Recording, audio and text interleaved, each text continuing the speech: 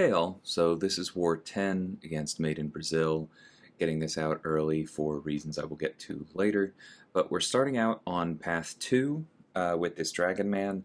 I used to take this lane all the time, very comfortable with it, and Dragon Man should make things even easier for Reed. We go ahead and throw on Petrify and Debuff Siphoner, but not Suppression. We're going to be turning off his power gain enough that we want to make sure we can still easily push him over a bar to avoid the Furies from strike counter, and that means we need his combat power rate to stay intact. So we otherwise are going to knock him down a bit. I shouldn't have actually punished that, because now this heavy pushes him over a bar, and if his AI had not cooperated to come in for that reparry, I could have been in a minor bit of trouble. Would not have been the end of the world, because we could have just waited for the power gain, hit into his block. The thing about Power Struggle is that as long as you don't panic and you're dealing with somebody who doesn't affect your power gain, you can get them to a bar again. You just have to be slow and careful. But the way I normally play this is that I allow myself to get the one Fury at the start, and then just keep pushing them over the bar. With Reed, you eventually get the Careful Study passive up, so I didn't worry about pushing him to the Special 2. Honestly, we wouldn't have died even if he went to the Special 3, but that wasn't likely because we applied the Petrify, and that gives you that insurance where you feel like you're more in control of his power gain, even if you push him, stay aggressive, let him keep the power charge. Very, very in control fight. Similarly, this second node is usually easier because you don't have to worry about power struggle, you just have to worry about playing power focus and getting to your own. So what I like to do is open with parry heavy, then parry medium light light, parry medium light, parry medium light, and then you're usually at a special. If you're not, then you just parry some more. See right there, I go ahead and parry one more time, wait out the armor, come back in.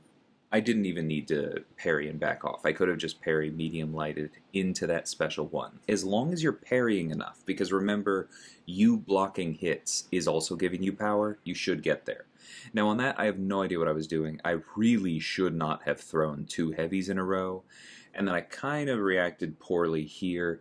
I think I still should have been able to block that in time, but there was a small lag spike as he charged. Wouldn't have been an issue if I had stayed close and stayed on top of things instead of kind of panic dashing back. But that's okay, that's why we're using a bleed immune mutant there. He kind of covers everything that Mole Man can do, and this is the only fight that I'm taking with House of X, so we're good.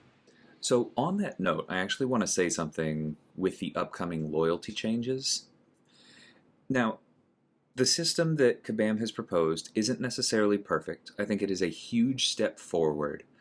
But what I just said, it's my only fight with him, so it's okay that I got hit, is I think an important thing to keep in mind going forward.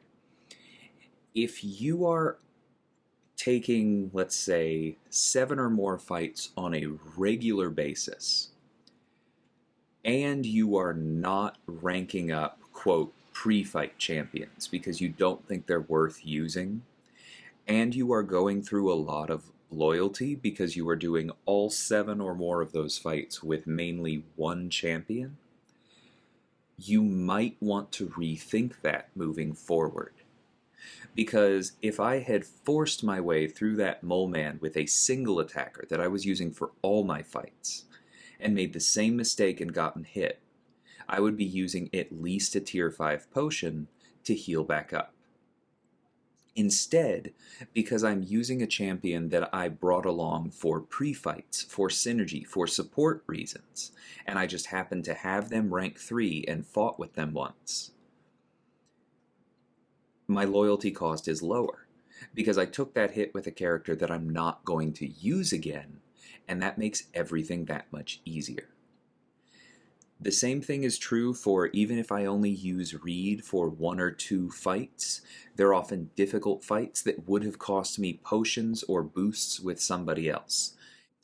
If you rank and learn how to use your support characters, your Mr. Fantastics, your Magneto House of X's, your War Machines, your Odins, and really learn how to use them to their fullest, you can actually keep your item use down without making anything riskier.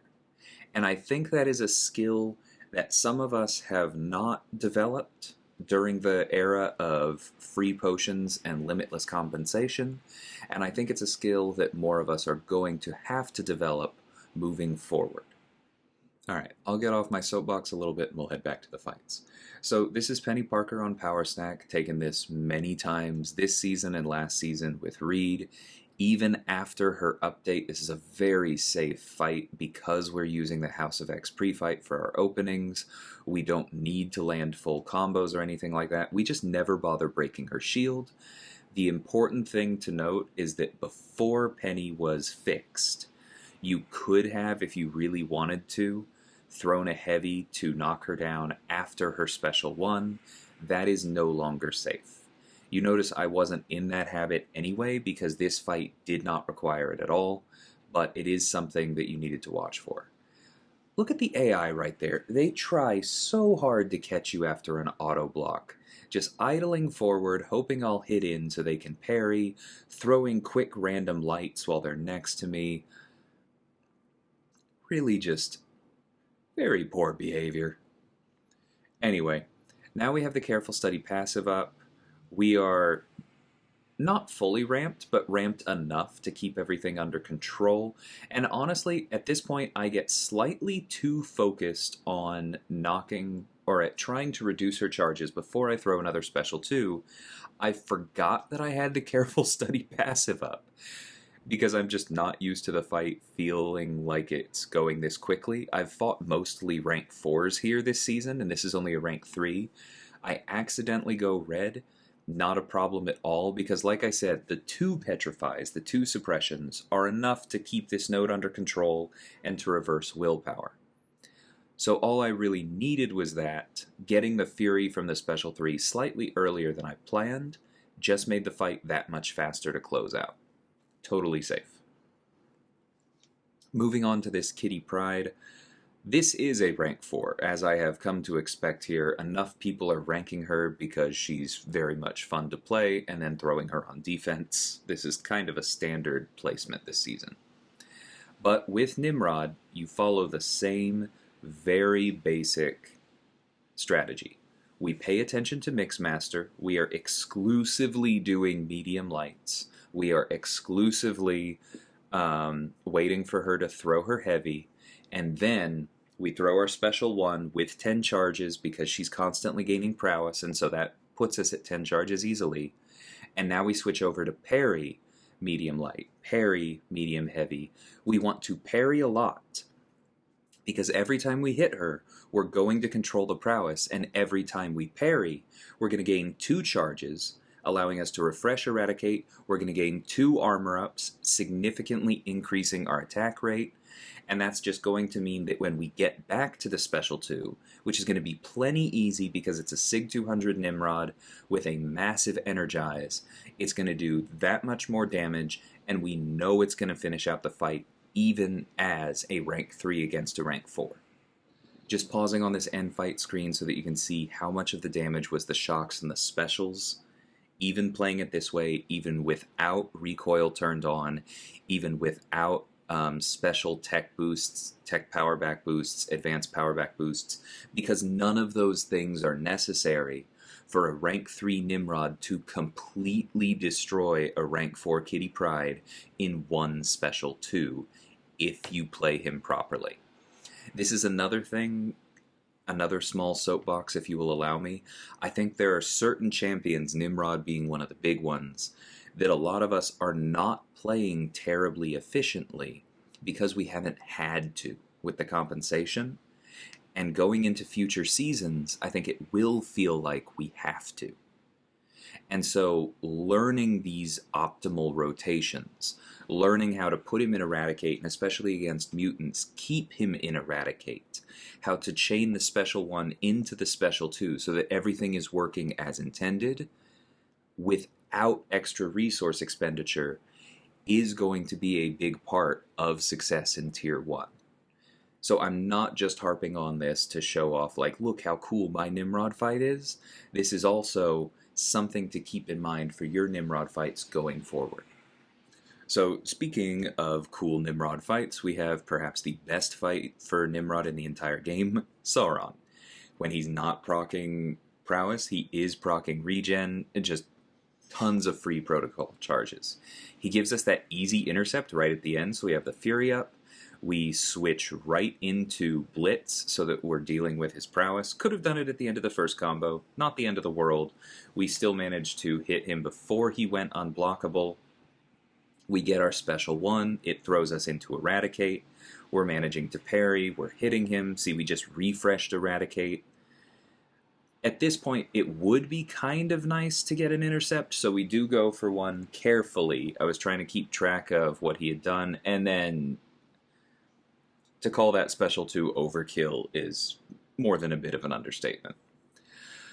But then we have the fight this war that made me think, before I headed in, I was like, maybe I should have ranked forward Nimrod, because honestly, the game plan here had a little bit of Nimrod's probably going to be okay, which is explicitly something I tell people not to have as their game plan. You want more control than that.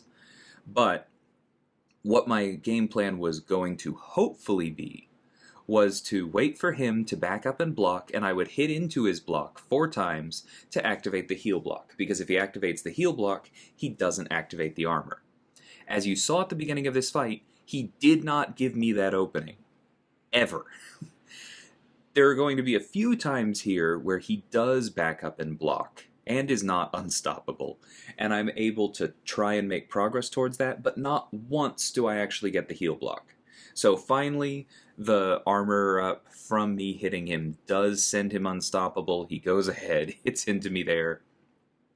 He could have gone unstoppable there and blocked the last 2 hits of my special 2.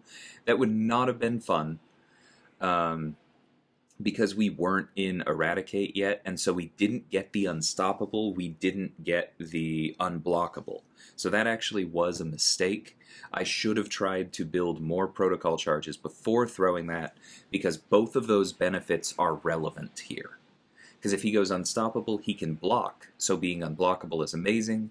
He also can come in and punish you, so being unstoppable and being able to dex out of it is huge. And then, of course, we proc the armor up yet again, because we came really close there. We got him to 95 charges, not quite enough. And then we go ahead and throw this after getting an intercept, almost finishes him off, boom, there we go. So, did get hit a few times, got fairly lucky overall with the armor RNG, thankfully only have to heal once. I think if you look at that fight and you imagine probably the worst it could go, then it becomes more important to make sure you go into Eradicate before throwing the special 2, like I said. But I still think you come out of it, even with a rank 3 Nimrod. Remember, he has a ton of armor. When he does get crit, he reduces critical damage, so he has that built in. If you go into Eradicate, you have the Unstoppable. It should be fine. But then last fight here, we have Immortal Abomination on the final node, which is also Mighty Charge, but he's not Unstoppable Armor. His big thing is send a Poison Immune, but he's on the shared node, so it was easy to get Nimrod here. I'm not even a little bit worried about this one. If I push him to his special 2 and take some block damage, oh well, not fighting with Nimrod again. I'm not going to try to, I'm going to bait the special 1, but we'll see what happens. If Crumbling Armor procs, it doesn't matter. He's not going to go unblockable on these like he does on Path 4. It doesn't even remove our armor ups. I do grab a little intercept there. I had thrown the special 1 right as we were going to change protocols.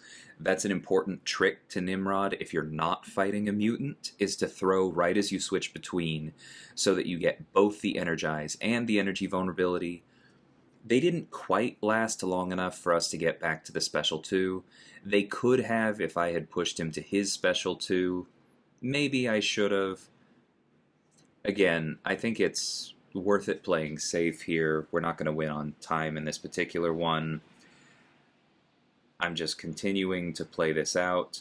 I would go for an Intercept if it were safe, but he's had a bar of power this whole time, right? So we're just blocking that. I go here, and then I'm trying to create some space for an Intercept, taking advantage of the power drain. There we go. Parry one more time to put us at 10, send us into Eradicate, and boom, down he goes. So it took about 2 minutes. Probably could have finessed it a little more, but very, very safe fight with Nimrod, because all I-Bomb really had here was trying to poison us. So, like I said, this war was already a foregone conclusion when I made this video this morning, despite the fact that we still have a few minis and a boss left. And the reason is because one of our paths got left up. We assign, as does everyone in Tier 1, every node to individual players with individual counters.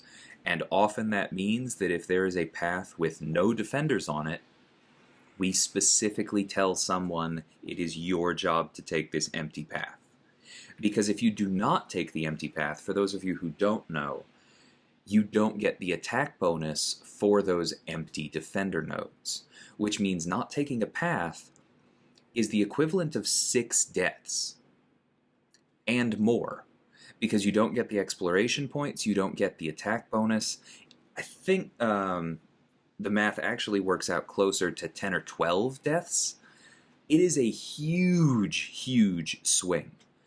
It definitely decides a war at this level. Like, there's no way Made in Brazil would ever die enough to give us that kind of lead, and we were actually behind when I went to bed last night and this happened. So the war is definitely over. It could also seriously affect the season. That kind of a mistake can affect your placement, because it's enough attack bonus that can make the difference between the bottom of Masters and the top of Platinum 1. So I really hope we can win these next two so that that is not an issue. But this one is a bummer. I mean, if you guys have been watching my channel for a while, you know I don't like to air out dirty laundry. I don't like to talk about this kind of drama. I'm not going to name names. But this is a big mistake, and I'm not going to sugarcoat it. And if you are coming up to play at this level, I just am going to say very clearly, read the plan. Look over every line on every side of the plan, every aspect of the plan, to make sure that even if you don't have a fight listed, you are paying attention to all instructions being given to you. This is something that officers put a lot of work into, and if you're going to play at this level, you owe it to everyone in the group to really engage with that work they've done and make sure that you deliver. And that didn't happen this time. So very frustrating, but hopefully you guys enjoyed these fights. I definitely did, and we have 2 more wars. So catch y'all then. Until next time, thanks so much for watching, and take care.